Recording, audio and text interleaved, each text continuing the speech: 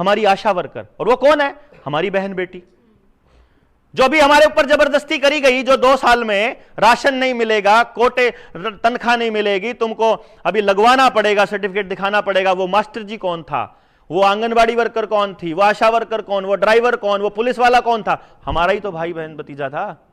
तो अंग्रेज जब हमारे ऊपर अत्याचार करवाते थे, वो अपनी सेना लेके थोड़ी आते थे, हमारे ही लोगों को किराए पर रखते थे। हमने ही नौकरों को तवज्जो देनी शुरू करी। नौकर तो नौकर होता है भैया जी, जो कलेक्टर होता है ना, वो जिले का सबसे बड़ा नौकर होता है, लेकिन पब्लिक के अंदर क्या मैसेज गया? वो जिले का मालक होता है। मालक नहीं होता, जिले का सबसे बड़ा नौकर होता है। वो एसपी जो है वो सबसे बड़ा अधिकारी नहीं होता, सबसे बड़ा नौकर है जिले का। उसको बताना पड़ेगा कि तेरी तनख्वाह, तेरा घर हमारे पैसे से चलता है। और जिस दिन हमारे को गांव में पुलिस की जरूरत पड़नी बंद हो गई, उस दिन अधिकारियों को कौन पूछेगा? क्यों जी? कौन पूछेगा बताओ? कौन पूछता है? फिर निकल बाहर। हमारे यहां ऐसे लोग हैं, ट्राइबल लोग हैं, जिनके ट्राइब में जाने के लिए एसपी को, डीएम को, डीसी को परमिशन लेनी पड़ती है। पहले कमेटी को फोन करते हैं, 3-4 लोगों की कमेटी बनाई हुई है गांव ने मिलके, कि जी आपके गांव में आना, फलानी चक्कर में बात करना है। नहीं करनी बात हमने, जाओ आप आधार कार्ड रिजेक्ट कर दो। आधार से जितनी चीजें जुड़ी हुई है उनको रिजेक्ट करना स्टार्ट करो। सबसे पहले क्या जुड़ा हुआ है? पैसा जुड़ा हुआ है ना। पैसे का अल्टरनेट नहीं ढूंढ सकते क्या हम? गांव मिलके बात करेगा ना, हमारे पास सब कुछ है। 14 साल का बच्चा अपना तौलिया बना सकता है, अपनी पैंट बना सकता है, अपना कुर्ता बना सकता है, अपना मकान बना सकता है, अपने खाने का सामान बना सकता है, अपना खेत में अनाज उगा सकता है, अपनी जमीन पड़ी ऐसी तैसी कराओ ना। 1 पैसा नहीं देना किसी को, 1 इंच जमीन नहीं जाने देनी अपनी। तो जल, जंगल, जमीन और जानवर, इन 4 चीजों पे फैसले लेने का अधिकार होना चाहिए गांव का। ये तो हमारी पहली लड़ाई।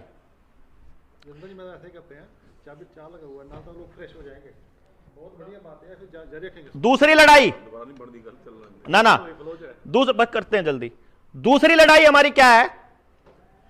शिक्षा, स्वास्थ्य, न्याय, राजनीति और खेती। ये 5 चीजें आपको जीवन जीने के लिए चाहिए। शिक्षा, स्वास्थ्य, न्याय, राजनीति और खेती। इन 5 चीजों में से पूंजीवाद निकाल दो, पैसा निकाल दो। शिक्षा जो है ना, वो पैसे से नहीं मिलेगी।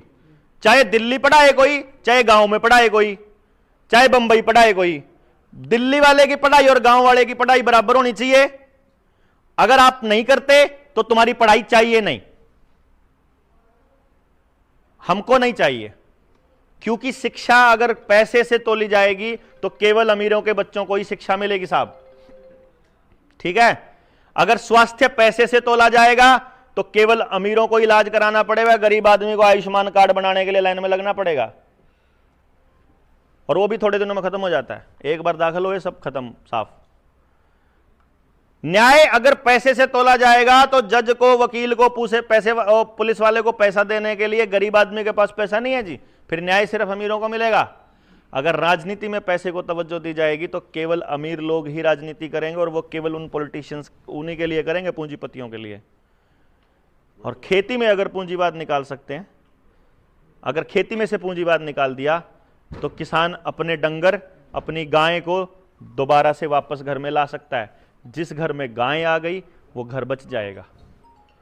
जिस गांव ने गाय बीज बचाना शुरू कर दिया वो बच जाएगा। बीज बचाना बहुत जरूरी है, खेत का भी, डंगर का भी, आदमी का भी। और ये बीज बचाने का एकमात्र तरीका है, मशीन निकालनी पड़ेगी घर से बाहर, क्योंकि जितना आदमी खाली रहता है उतना आदमी खाली हो जाता है। जितना आदमी मेहनत करता है उतना आदमी अंदर से भरता है। तो बीज बचाने का रास्ता केवल मेहनत के रास्ते ही निकलता है।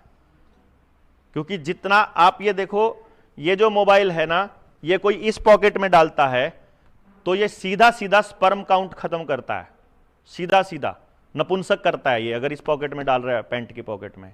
अगर ये मोबाइल यहां डल रहा है तो ये सीधा, क्योंकि ये ईएमएफ से चलता है, ये भी इलेक्ट्रिक सिग्नल से चलते हैं, ये सीधा सीधा अटैक कर रहा है, रोज कमजोर कर रहा है। अगर यहां चलता है तो यहां तो सारे न्यूरॉन्स हैं, सारा इलेक्ट्रिकल सिग्नल है, ये सारे सिग्नल को डिस्टर्ब करता है, अंदर के सिग्नल्स को, यहां पे लगा हुआ।